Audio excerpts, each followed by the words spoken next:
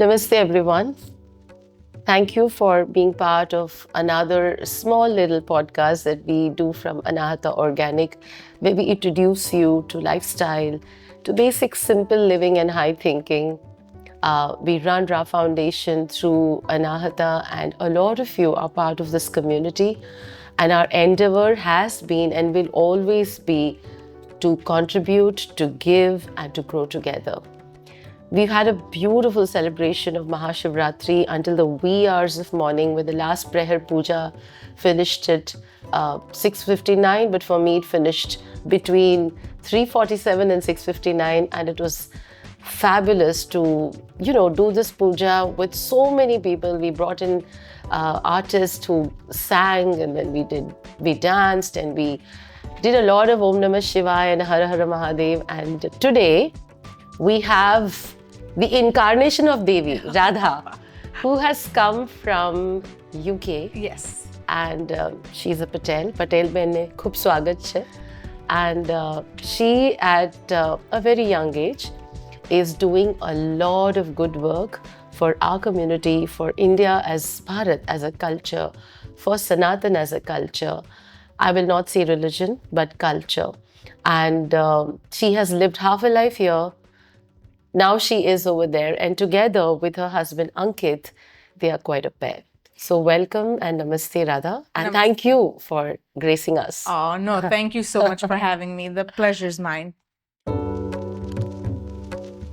Okay, so I grew up in India, so I was very much in tune with our Indian culture and things like that, but not particularly Ayurveda. I think that came later on when Ayurveda became kind of like the trend, and that's when I was like, wait, hold on, I've missed out on this all my life. What is Ayurveda all about? And I slowly started getting into it, kind of, like the slower pace. Yes. Reflecting, journaling, and all of those things. And I guess I struggle with staying consistent with rituals, but I have tried different things. And one of the most common ones is oiling your hair. Wow. Okay. Okay. Champi. You have lovely hair. So Thank you. Yes, thanks to my genes. Yes. Moving to London also meant I lost a lot of hair, but Yeah.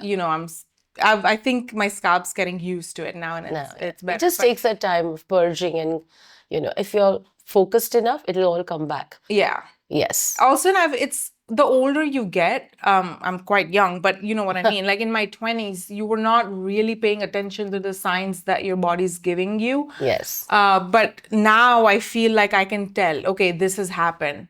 It's because I was stressed. And that's where most of us lose out. Yeah. Because we, Javani ke josh mein, we never understand. And I remember telling this to my children all the time. My son's 24, and I tell him, like, he wants to work out, and then he wants to work, and then he doesn't want to sleep. I don't care about the sleep. I'm fine.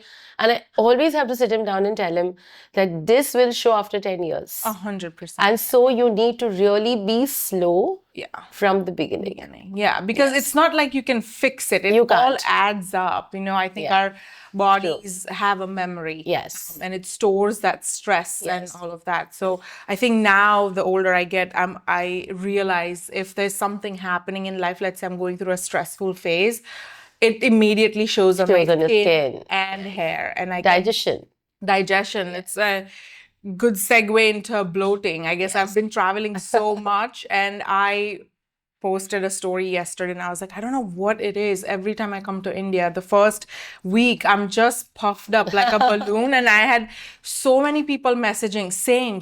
We struggle with bloating, we struggle with this, and I don't know what it is. Maybe the water retention, the food that we're eating. No, it's nothing. It's just that there's an erratic routine. Yeah. There is a routine, definitely, but it's not disciplined the way it's supposed to be. Exactly. And that causes a lot of inflammation in the body, because it's just your immunity trying to protect itself.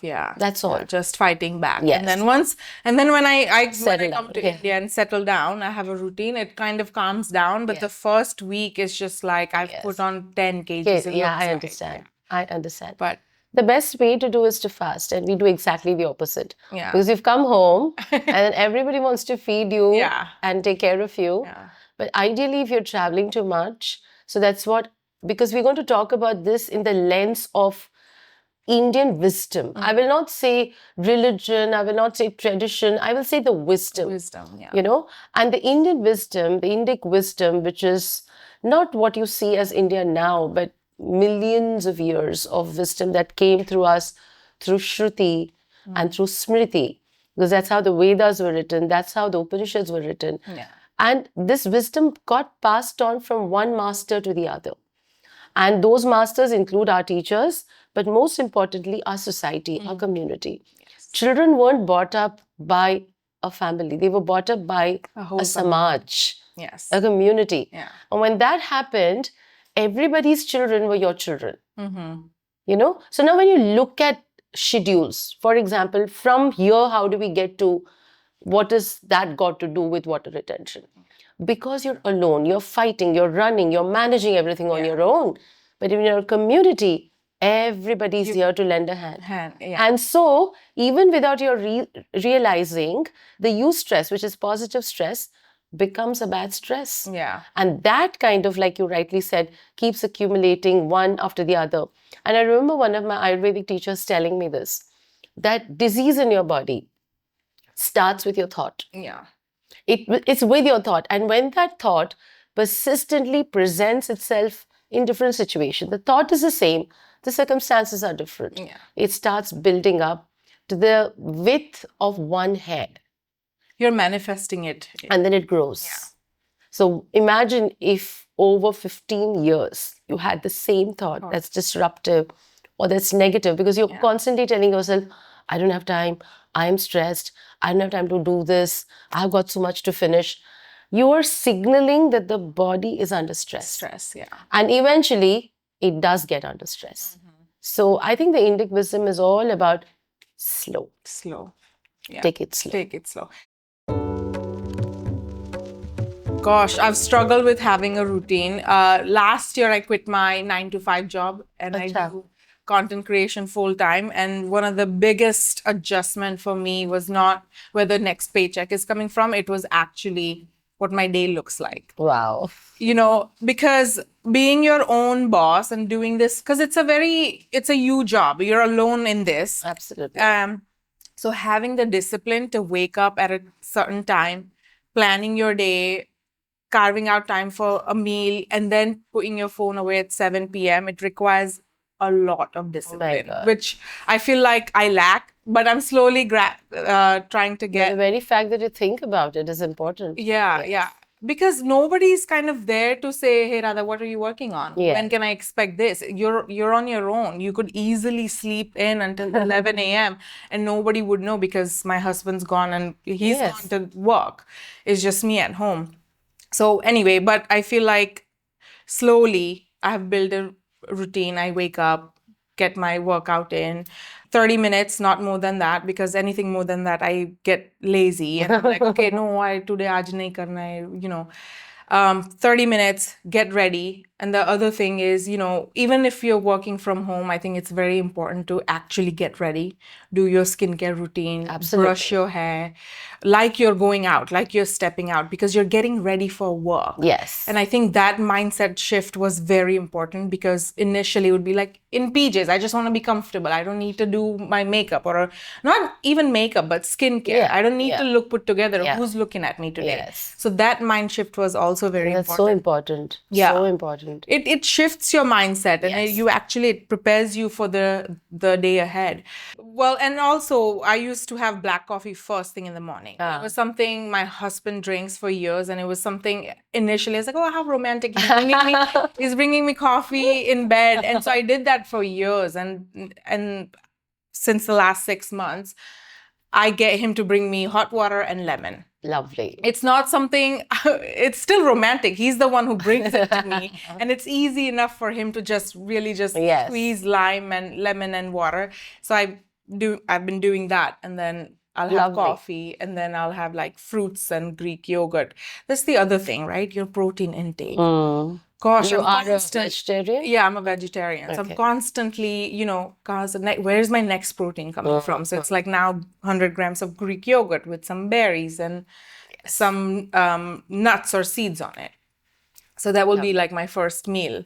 What about your workout? What kind of workout do you do? Weight training. Lovely. Yeah. Very important. Very important Yes. for muscle. Especially, I think the older you get, it's Yes. harder for you to maintain and build muscle. So I would suggest do it as a combination of flexibility like Pilates or yoga, because yes. I'm big time into yoga. But asanas Yeah. should be about 4 times a week. 2 times should be weight training and strict weight training. And 1 day should be for aerobics. So swimming, running, dancing, jumping. Yeah. This, even according to Ayurveda, is one of the best ways to take care of your body. I completely agree. Is there something that you feel in your community because of young people like you? What do you think that they suffer the most with? I think it's gut health. There you go. For me personally, and I know that, everyone I speak to, they also kind of have the same complaint, a lot of bloating, a lot of water retention. I feel like is the most common one. And I think also the diet doesn't help. Yeah. And if I haven't gotten enough sleep, I can feel that I'm puffed up. So it's a lot of things. So gut for gut is Nabira, which I always recommend. It's so good. But also for gut is a lot of prebiotic, probiotic foods. So in our culture, all our handwa, dhokla, or fermented foods were given. Then we used to have, I'm talking especially about the Gujarati culture, that we'd have rotlas. And those rotlas, when you had it and you did the leftover with chash, became a probiotic. Yes. So we have these things. Athela marcha, turmeric we cut, then we marinate it in lime juice. Probiotics. So good for your skin. So you have to just come back to your mama, to your grandmama, and take these recipes. And just carry them forward. You don't have to think too much. It's all there right in front of you. Aap nahi dekh rahe ho. You're not looking at it. The Ayurveda basically tells you very simple things. It says that the lack of wellness in your body is called disease. So there is nothing called disease. Lack of something that you cannot diagnose is called allergy. Okay. So allergy is not a disease. It's something that you are not able to diagnose, right? And so these two words, disease, allergy, if you now look at it, the entire world is submerged under these two words. Yes. Either you're allergic to something or you're going through a disease. And both of these words are actually kind of banned in Ayurveda. So Ayurveda says that we are made of the elements this universe is made of. So we are made of all the 5 Pancha Mahabhutas. We have the tanmatras, that means we have the power to smell, to touch, to eat, to taste, all of that, the tanmatras. Yes. We use our indriyas, all our 10 indriyas, jnanendriyas and karmendriyas, to integrate a life that we have to live until we die. So this is what Ayurveda says. So who are you? So when you look at who you are, 99% of us look at it as though we are just a physical body. And Ayurveda says you need to go beyond that. You're not just the physical body. You're the mental body, you're the emotional body, you're the intelligent body, right? You're also the body of vairagya and dispassion. You're also the body of compassion. So where are those qualities? So while you're focusing only on the physical body, the other 4 kind of fall out of line, and that is also the cause of disease. Because here you're not having the elements being in balance. Correct? So imagine if you only had rain and you didn't have sunlight, or if you had only scorching sun and no wind. All the 5 in a particular proportion are very important for you to live a healthy life. Balanced, So the balance of the doshas or the humors that we have of Vata, Pitta and Kapha in several permutation and combination makes you unique and makes me unique. Now, how do you deal with your elements being in balance so that you live a life which has no disease? And I have met several, not 1 or 2, but several people well now into their 90s who have lived a disease-free life. Wow.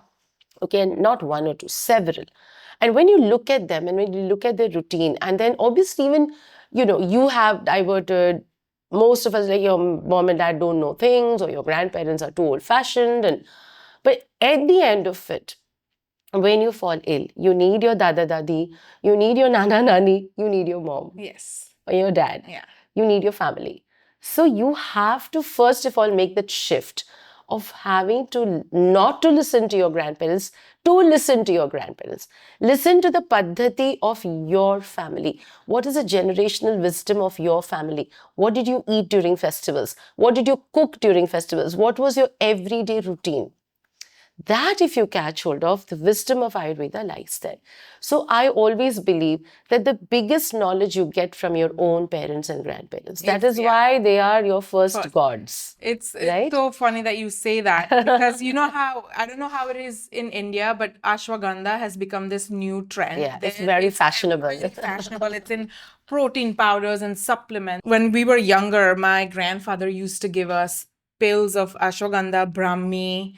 There was one other, Shatavari, all Malay of tea, these. yes. But they weren't all year round. He would Just for a change them certain for season. the seasons. And I wish I had asked why this in the season, because he gave it to us and we took it, no question asked. Obviously, he wanted the best for us. And now that it's become trending, and you're like, now you want to know. Now I want to know. So that's the wisdom that we lost on, because because also that is not the time for us to have properly accumulated the knowledge. But now is the time.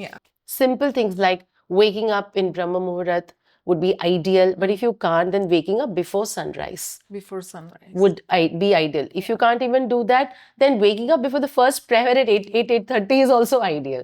So, but whatever you do it as disciplined for 1 year. So, suppose you can't get up at 4 o'clock. Okay, you get up at 8:30 every day, but don't go sleeping beyond 8:30. So get up by 8:30. After a year, bring it down to 7. Then bring it down to 6. By the time you're also growing, you're also evolving, and you have the conscious thing about building this habit. So give it 4 to 5 years.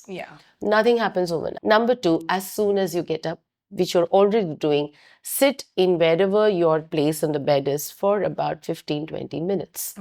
Right? So we have a lot of mantras and stotras, basically to just align the energy and to, bring us back into Prithvi, because when we were sleeping, we are not aware of our thoughts. It's gone to so many different places. But now once you wake up, then your conscious energy is resonating with you. So you sit, then you put your feet on the ground. And generally, when you put your feet on the ground, you thank Prakriti, you thank Mother Nature. In the form of Lakshmi, in the form of Saraswati, whoever. Because we have so many Devis. And that's the reason that our culture works more on Devis right now, because of patriarchy everywhere in the modern world. I'd say rather last 200-300 years, you have seen matriarchy take a back seat. But India, entire Jambudvipa, in fact, was very matriarchal. Society ran because women ran. The men were just supposed to go hunt and then just manage and then not interfere. Right? But well, those times are coming back.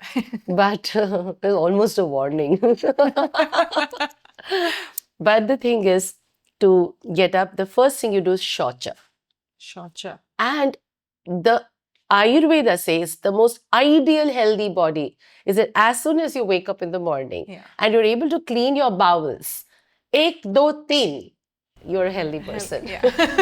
So do the shoch, do gandush, do kaval, so cleaning your tongue, gargling, oil pulling. Yes. Then washing your face, right? Usha apanaha. So you sit down in a squat position and drink lots of water before or even after. For many people, it's even after.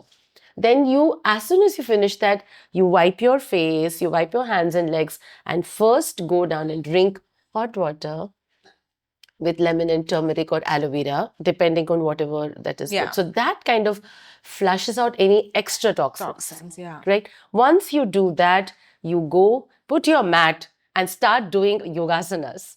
So simple sukshma kriyas, not very elaborate asanas, simple. Elaborate asanas are actually banned in Yoga Sutras as well, that for a normal person with normal grahastha, too much of workout is not required. Right? Because asanas are sadhana. They are not something that, the West has projected it and has become an industry, and now I get to know that even now people are saturated by it, and now they're looking at the mindfulness of yoga rather than the physicality of yoga was giving. But I think it's very, very important to understand that what are you doing it for? Who are you doing it for? And what is your intention behind doing what you're doing? So if you want to say, I want to master Chikasana because that's my goal, go ahead and do it. Do it with step, do it protocol, do it under supervision. So once you do your basic, Surya Namaskars are widely propagated, easy. It's a Sarvangi Abhyas because it was Arabic, anaerobic, and flexibility. All three put together, like calisthenics, inside one system. So 12 Surya Namaskars are enough to start off your day. You do Surya Namaskar. After you've done Surya Namaskar, you do pranayam. What kind of pranayam? Simple, deep breathing. You don't understand pranayam? No problem. Learn it. If you can't learn it, simple, deep breathing. It's called Dirgha Shwasan Kriya. So the proportion is 1:1:2. You inhale for 1 count. I mean, suppose 1 could be 5, then hold for 5 counts, exhale for 10 counts. 1:1:2, which is Dirgha Shwasan Kriya. Now, once you do Dirgha Shwasan Kriya for put a timer, 10 minutes, try to close your eyes and just focus on the breath. So, in that one act of 5 minutes, you've covered pranayam, you've covered dhyan, you've covered pratyahar, you've covered everything like focus, everything in 5 minutes. And then it's generally suggested that you go for a bath.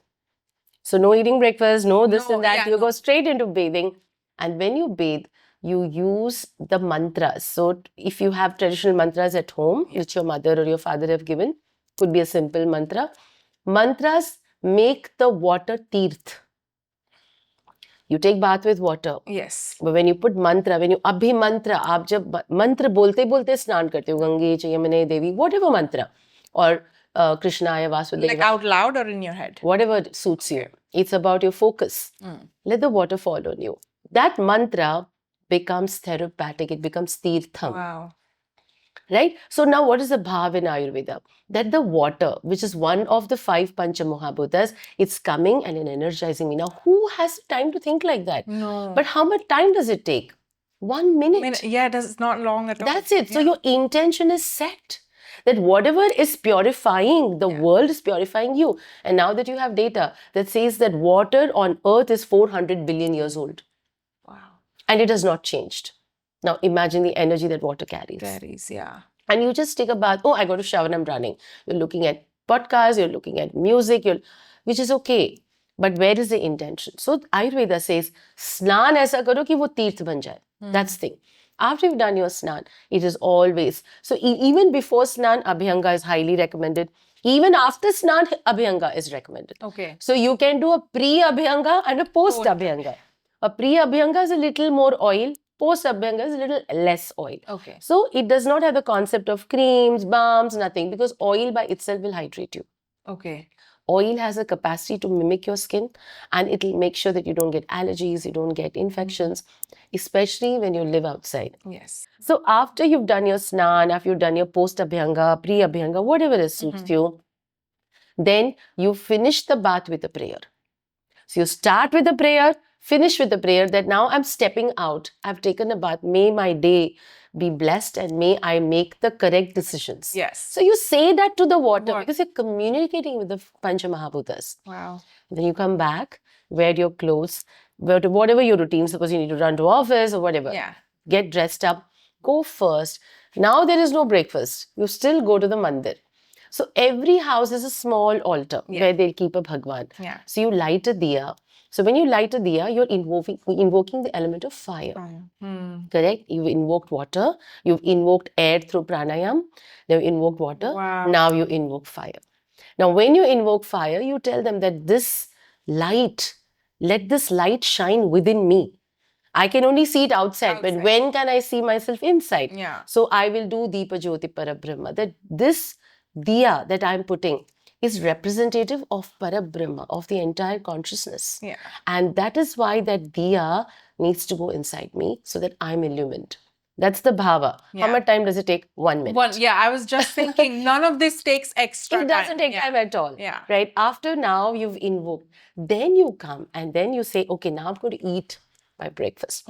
And then as you sit down, you invoke the Brahman, the ether that we are all made of. And then you say Brahmarpanam, Brahmahir. So we say this entire thing that I am doing, I'm surrendering to the universal cosmos. Whatever food that is on my table and which will go inside my stomach and the rasas of which, because the food will get out. Yeah. But the essence of it is what is energizing your body. Yeah. Is building your proteins, is building your cells, it's helping your mitochondria grow. So all of that gets invoked with just a simple mantra. If you don't know the mantra, no problem. Just pray. Bring your hands together and say, I am thankful, like Christians pray. Yeah. They say amen to the entire food. Yeah. You know, let's say amen, that I'm very, very happy. I'm very thankful for this food. And I remember young children in school were, thank you, God, for the food we eat. Thank you, God. Yeah. So these are small things that are taught in every religion, in every culture. Yes. We have forgotten it. We have forgotten it. So you thank that food, and so that way you thank space, ether. It's funny that you say the prayer and we've forgotten. I remember on my mom's side of the family, they believe in Ambema, and there were a few mammies on that side of the family. Every time they eat or drink jembe, they'll just say that and then have it. Because that food that goes in becomes prasad. Yeah. Yeah, so it's very, it's offered. And that you provoke that thought the memory in my head, and it's like, yeah. And what is everybody anyways saying? They're all talking about manifestation. They're talking about gratitude. What is all that? Same thing. Exactly. Same thing. Exactly. Yeah. And it doesn't take much. No. Okay, so I'll tell you about my favorite part of the day. Ankit and I, we love watching TV. And we spend so much time in front of the TV at night. So now I have this little box next to my couch. I have my Kansa wand and a facial oil, like an Ayurvedic facial oil. And while I watch TV, I just give myself a little massage. Yeah, and that's it's so the nice best thing. See, these are such simple things that you can do. Yes. Like building habits, I think you have to make it easy for yourself. Otherwise, you're never going to stay consistent with it. And plus, you cannot keep looking at other people's habit and try to emulate that. Yeah. You have to do what is easy and comfortable for you. Yeah. Slowly integrate into your lifestyle. The other thing is we recently got a walking pad. I work from home, so I don't get enough steps in. So we got a little walking pad and we leave it by the couch. So one episode is my turn. I get my steps in, and then the next episode he walks, and then we slide it under the couch, and it has been the easiest habit to form. Yes. And that's how I. It's also very refreshing. It's something that you do as a routine. It's something only the both of you share. So these things make everything very exciting. Yeah. And having someone like to do it with, it's also nice. It's like that's amazing that you both are just lucky to find each other. Yes. And, you can. And the end of the day, it's very important to oil your navel.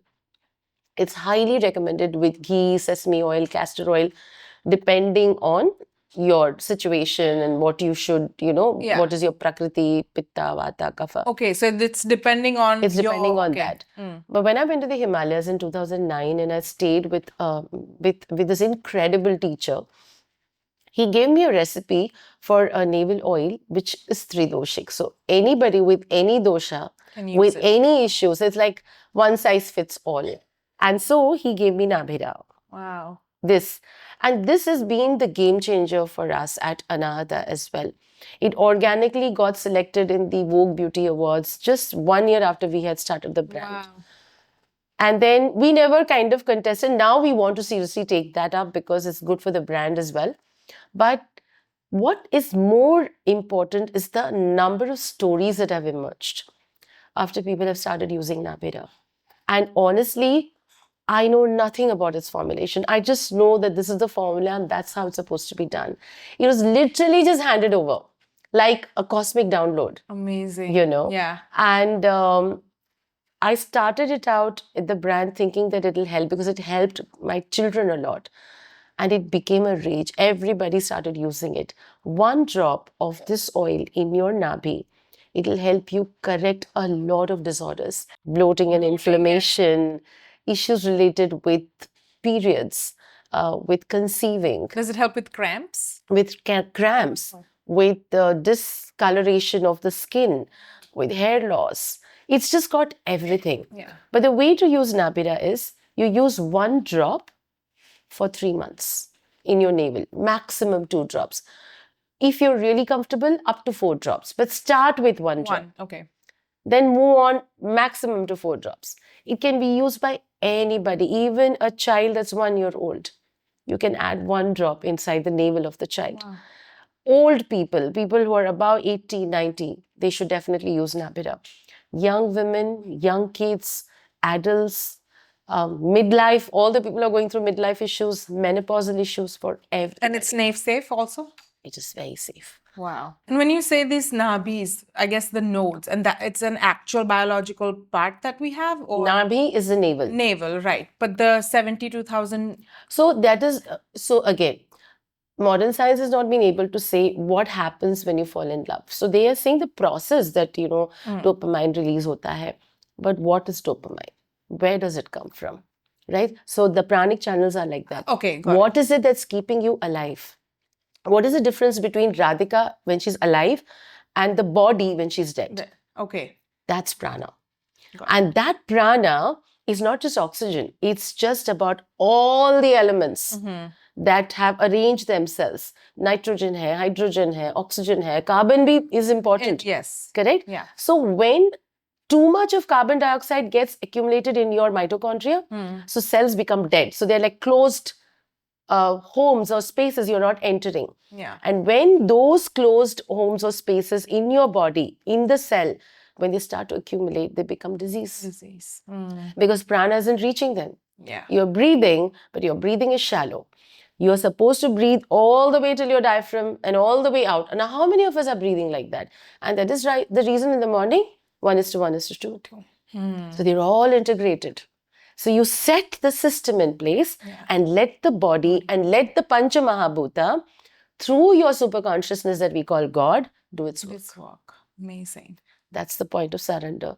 So all of us think we know a lot, but we don't. We don't. And the more you dwell, the more there is to learn. Yeah. So in short, ideal way to end your night is to navel oil. Navel oil. And do you recommend, I've heard of these castor pack oils, you put something on top? I don't recommend anything. Okay. So I recommend the good old age wisdom of what Babaji taught me. Okay. And I think that it's worked miracles for people.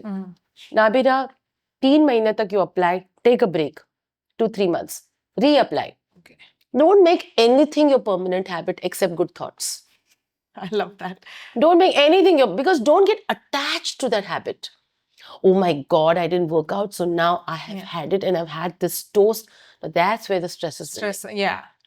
Flow, like the river, flow, right? The only good habit that one must consistently have is to think noble thoughts. Beyond that, nothing. So even Nabira should not be consistent.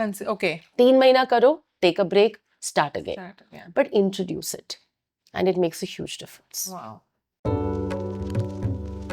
That simplicity has a beauty unparalleled to anything else. When you look into the eyes of a person who's knowledgeable, that beauty changes. Right? And so it is also, the first time you meet somebody, it's important to have a good impression. But the confidence will give better impression than all the other things that you've been trying. Wearing the correct dress and the perfect dress. Because when they look into your eyes, that love, that kindness, that confidence that shine, the warmth is what makes you what you are and who you are. Yeah. No, at the end of the day, when you say, how do you want to be remembered? It's not, oh, she had really pretty hair. So never that. No, never that. Never it's that. How the conversation went, how they made you feel. Yes, it's always absolutely. At the end of the day. And you can only get that when you are happy with who you are first. Lovely. Yes. So I think, and it's taken me a while to understand that, but it happens in time. So having said that beauty lies in the eyes of the beholder and beauty lies within, absolutely true. But we do have to live in a real world. Yeah. And the same Ayurveda talks about Gandha Shastra. The same Ayurveda talks about Kama Sutra. The same Ayurveda talks about Sola Shringar. It talks about Sanskar. Yeah. So, which means that looking good is an integral part of our culture. Agreed. Right? Yes. But looking good, like not even a single hair is out of place, is crazy. Crazy, yeah. Wearing the correct clothes, clean clothes, well put together, very important. But to go to a designer and spend 5 lakh rupees on an outfit that you'll wear only once a day, crazy. Crazy. Yeah. So where is the balance? So Ayurveda says that oiling your hair, which you are practicing, is one of the best things you can do for good hair. Now you oil it. Now we at Anahata make oil with the actual ingredients. So we do not use many extracts or things like that. So we make it the way the paddhati is. So you use the bottle. So I always tell everybody, don't hoard. Pick up one bottle, two bottles, use it, and then buy the next product. Yeah. Right? So, and we are so fickle-minded that today you heard good about this brand. It's and you ordered, change add it to cart, yes. And then you change it immediately. So you're not giving anything chance. Yeah. So if you want any product to work, no matter which brand it is from, give it 3 months. 3 months. Give it 3 months. Your body takes time to change. 40 days to internally change. Yeah. So 3 mahina ho gaya. So in 60 days, you will see a change. And you know how you will see the change? You might not see it, but people from around you will tell you, oh my God, there's something very different about you. And that's, I think, the beauty of using products from Anahata. And this is not something that I'm saying it because it's my brand, but it's something that people have repeatedly told me. Yeah. Which makes me believe, because I used to think, but I thought, okay, maybe I'm crazy. But now everybody feels like that. Yeah. That there is this beautiful energy exchange that happens when you use Anahata's products. Because I believe that it's also come from the wisdom of the masses. And I've not really tried to, cross-check that with 100 other sources. Yeah. I've taken it, accepted it, and I'm just carrying it forward. Amazing. That's very important. That wisdom is very important, right? Agreed. For great skin, castor oil. For great hair oiling. Castor oil mixed with sesame oil, coconut oil, almond oil, with herbs like shatavari, brahmi, bhringraj, aloe vera, hibiscus, all of these, curry leaves, curry patta, tulsi, all of this are extremely important. When you take bath with keshamrit powder, because the concept of mixing oil and water was never in our culture. So when you mix oil and water, you get shampoos and creams and all of those things. Yes. So we believe that either use everything only with water, or use everything only made with oil, or you just use the dry ingredients and mix them with either oil or water and use it. So the Keshamrit hair wash powder has got all these herbs that come together to help your scalp become clean. And is that a replacement to a shampoo, or you still use a shampoo? You can, because it takes a long time for people's memory to get rid of the shampoo. So what we also make shampoos, we make very mild shampoos. So what we suggest is introduce Keshamrit hair wash powder, because it will help your scalp become clean. You will not have any oil left in your pores. And it will also keep your hair follicles very strong. Other than that, once you use one wash, many people feel that no, we are not comfortable without the shampoo. So the second wash can be a shampoo. Okay. So use the first wash as a powder. Yeah. And it foams very well because of a lot of arita. And it's also got coconut-based surfactants, so which are very mild, right? Yeah. Which will allow the foam to happen, and it will give you this lather which you are satisfied with. But basically, the powder doesn't need the foam. You need it, right? And so it gets cleaned. And then you use the shampoo. We always suggest to use our hair conditioning masks. We make it with rice whey. We make it with rosemary extract that we make in the factory. And then use the serum. The serum that we make does not have any of the chemicals that you generally see. It's just made with aloe vera and some oils. Wow. And it's very, very nice. And you just scrunch the hair. Ideal hair, according to Ayurveda, should be black, should be thick, and should be curly. I have all three of that. Before I dyed my hair, I had jet black hair. So black hair, and because that is the description of the devatas. So when the Devi, say Durga, is described, she's described as a dark-skinned woman with eyes that are radiant like the 1,000 suns. When you look at her forehead, which adorns the kumkum, it is like the entire universe is manifested out of her forehead. Wow. Her hair is very long till her hips. It's dark. It is very, very curly. And it's got the sheer texture of oil in it. So it shines. That's a description in the Devi Mahatmya. And so we are running completely in the opposite direction. Right? We don't like curly hair, or we like curly hair, but we don't like black hair. We don't allow the hair to naturally gray itself. And that can be corrected with Ayurveda. Ayurveda talks about herbs like kalonji, methi, ginger that can be used to stop the graying. Hibiscus, curry leaves, When you combine it with these, it'll stop graying. But the whole idea is to accept the flow of the body. Yeah. See, I'm someone who overthinks everything. Before I do, I have 10 different thoughts that goes to my mind before doing something as simple as just oiling my hair. So for example, I've worked out, right? And my scalp's already oily. Then I'm like, okay, now I shouldn't put oil on it before. So I'll skip oil this time. I'll put oil when my scalp is not as oily. Right. So what would you recommend? I always recommend fix your time. So 2 days in a week is recommended in Sanatana to wash your hair for women, right? So those 2 days are washing your hair on a Tuesday and a Friday. So you oil your hair on a Monday and you oil your hair on a Thursday. Okay, which is something that we've heard from our grandmothers and we've been following that tradition. Yeah. So the grandmothers would always say that oil your hair on a Monday night and oil, like put lots of oil. Yeah, and just drench it. Drench it with oil. The scalp should be soaked. Even if you don't do the ends, it's fine. And then tie it with a nice towel, like a cotton towel. Yeah. Which is in Tamil Nadu, we call it tundu. But we basically call it just a basic cotton towel.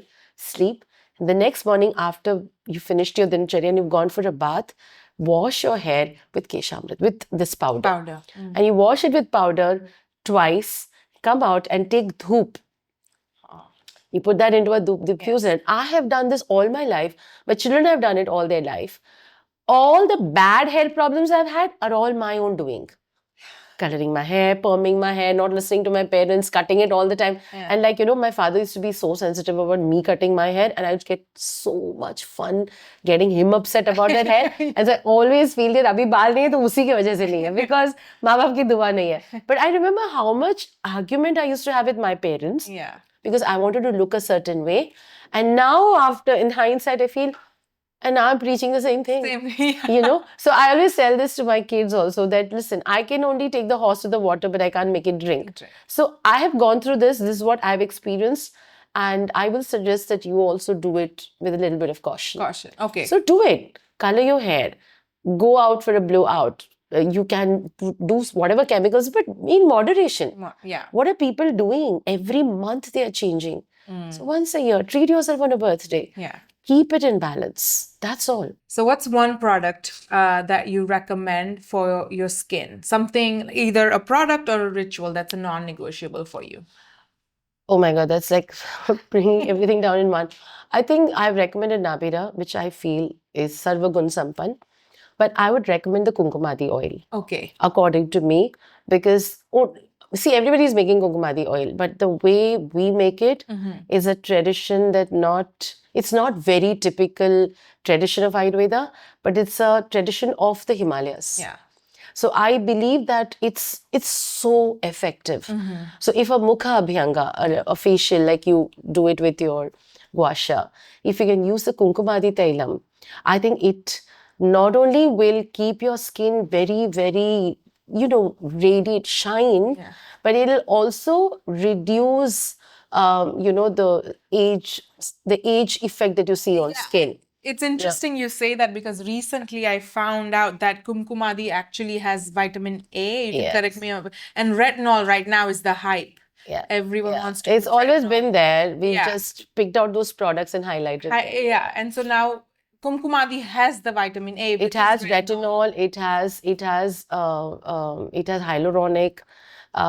It is one oil that is made with more than 38 to 40 herbs. Wow.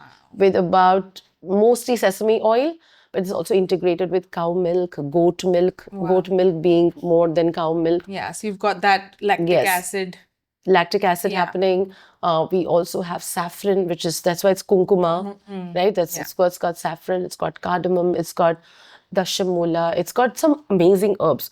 And the way kumkumadi we make it, we do it through different filters. So different decoctions are made. So to make one kumkumadi oil, we take 3 days in our factory. Wow. And to prep for it, it takes 8 to 9 months, because all our herbs are infused in oil. And they take about 7 to 8 months to infuse well. And then we use that infused oil to make the kumkumadi oil. Wow. So it's a long process, but very, very effective. So that's one product that I would recommend from Anahata. for your skin would be Kumkumadi. Yeah, and I know it really helps with hydration. People that suffer from Pigmentation, hyperpigmentation, eczema. It's a very hyperpigmentation. I feel like is a very common one in brown skin. Yes. I genetically have like hyperpigmentation around my mouth, and then obviously it's like so do I. It's just part of our and I do feel like it helps brighten the skin. So Kumkumadi all the way. So as a creator, I get sent a lot of products, and it is quite overwhelming. You know, the amount of products out there. It's like, oh, vitamin C is great for you, but there's thousands of types of vitamin C. So it's one thing I've mindfully kind of simplified my skincare routine. A serum, a moisturizer, an SPF in the morning. Same thing at night. A serum, I'll skip serum sometimes. If I've just massaged my face with a kumkumadi oil, I'll just stick to that and even skip the moisturizer. I'll just go heavy with the oil and that's it. That's it. Okay. Yeah. Yeah. Which is good. Your skin's it's shining. It's radiating. It's definitely gotten better. Yes.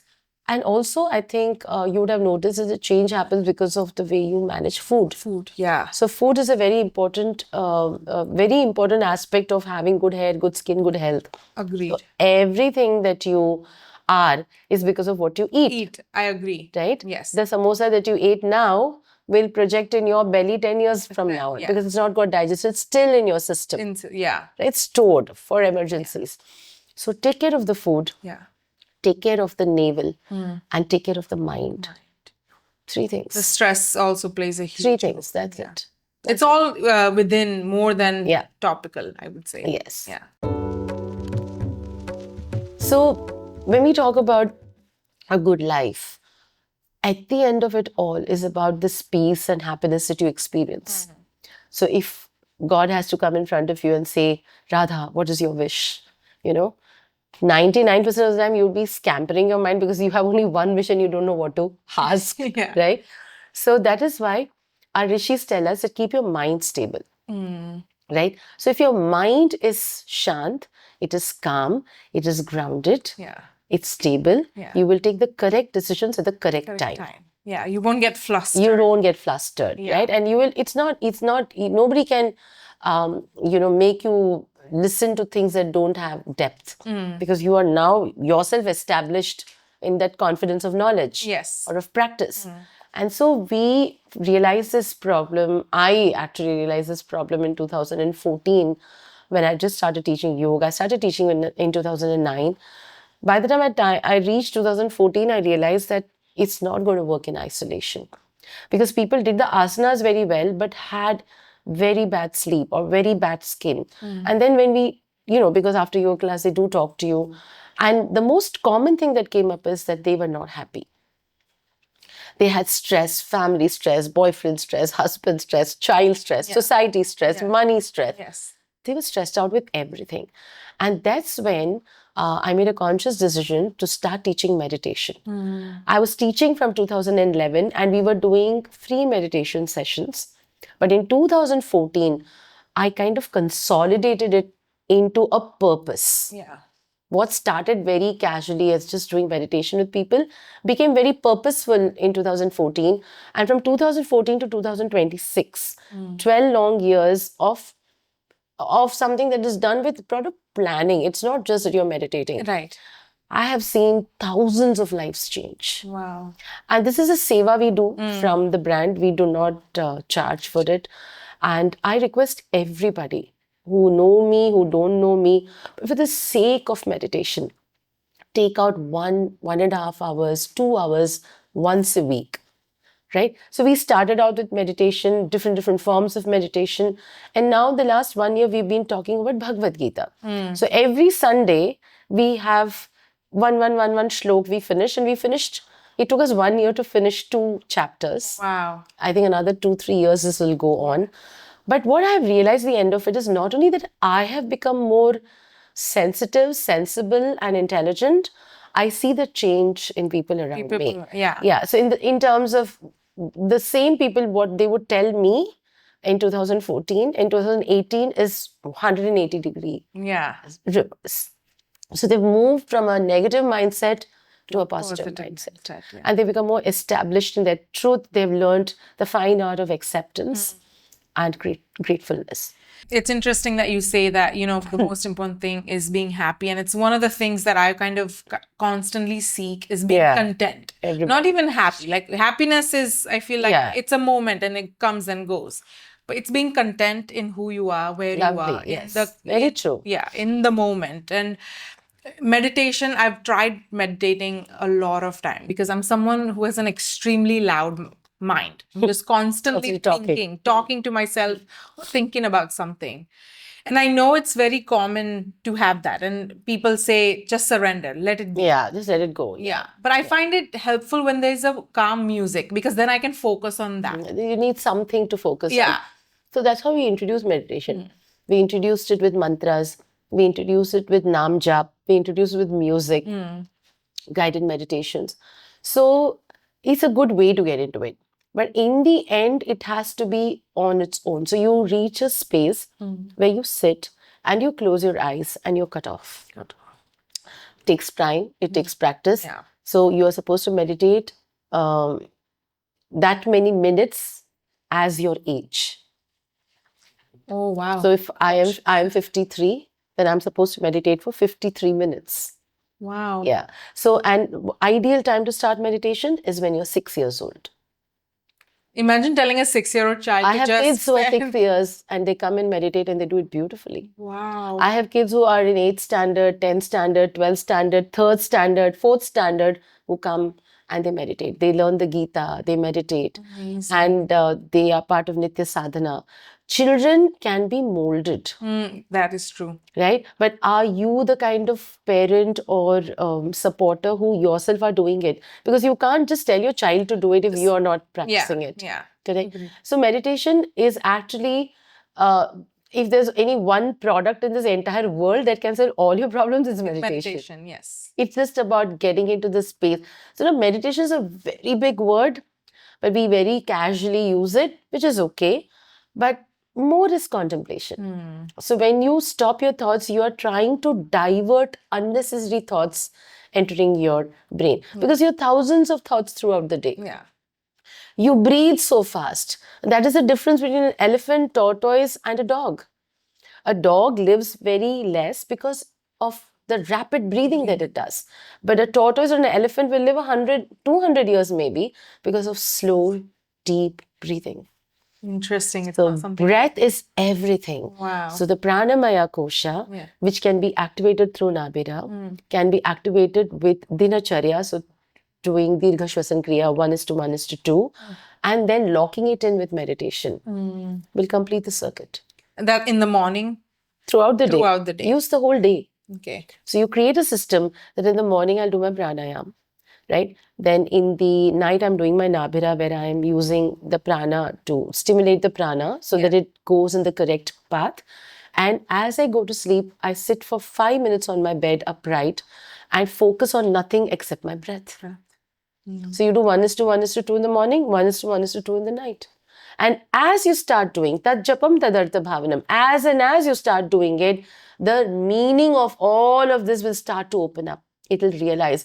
You will find teachers, you will find people, you will find situations that will guide you towards that path. That's so true. It's like, when you change your life, you get interested in something, you automatically attract those people in your life. Absolutely. And that's because your gut never lies. Yeah, gut feeling.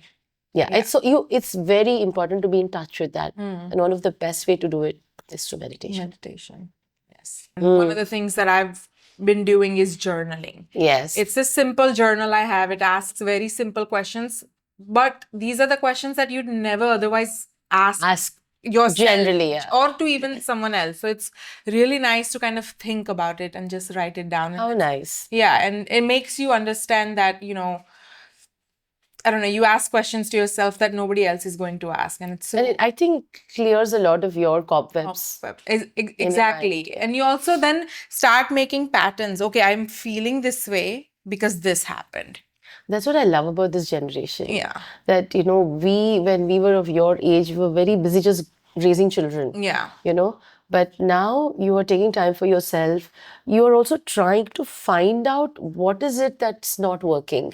And so I feel this generation has got it more sorted than we did. Yeah. but they also kacha kanna chhe. They believe everything very fast. Very fast, yeah. So I think meditation, journaling, like what you're doing, will not only clear the cobwebs in your mind, but I'm sure it'll also give you better direction. I'm sure that how long have you been journaling? A year now. Do you see any significant changes? A big difference. There you go. Yeah. So that's all that is. It's really just being aware about the current moment, Yeah. where you and I are not thinking about what lunch to have or where to go, Yeah. but we are involved, mind and soul and body Yeah. in this conversation, where we can look into each other's eyes and talk about things that really matter, that conversation. So these conversations stay with you for lifetimes. Yes. Lifetimes, because they are in your subconscious, unconscious memory. Yeah. And so anything that you do with caution and intent is meditation. Skincare can be meditation. Agreed. Hair care can be meditation. Living your life according to Dinacharya, meditation. Journaling with your partner for a better relationship with your own self. Yeah. Because I think our relationships need to be better with ourselves first. I read this quote again from that journal. And the quote was, your biggest commitment you'll ever have is to yourself. Ah, there you go. Yeah. That's and amazing. that hit it's like so true. True. Because that's your benchmark. Yeah. Right? You have to up the bar. Yeah. You have to do it. The most of us look at somebody else and decide where we need to go, which needs to be completely the opposite. Yeah. So my a lot of thanks to you, gratitude to you for having come all the way, meeting us here. And we heard about your story and you and Ankit and the chemistry, and God bless you, nazar na lage. That's why I put a kala tika for you. And keep this up, be who you are, because people like you who are living outside the country are the language, that gets translated. Thank you. And I think I'm very proud I have a lot of NRI relatives, and they have upheld the culture, the traditions, and I think the values as well. And thank you very much. The pleasure's all mine. I could do this for hours. And really, thank you to you. You're a wealth of knowledge. And in this day and age where there's so much conflicting information, Yes. we need someone like you. Simplicity. It's all about simplicity. Yeah. And just the And I think with your work, that's what everybody resonates with, right? All the conversations we've been having is about how things that are simple and non-pretentious will always strike a chord. And that's exactly what it is with your skin, with your hair, with your body, and with your mind. Yeah. We tend to overcomplicate things, and it doesn't need to be complicated. Thank you, Thank Radha. you. Thank you. Thank you. So much.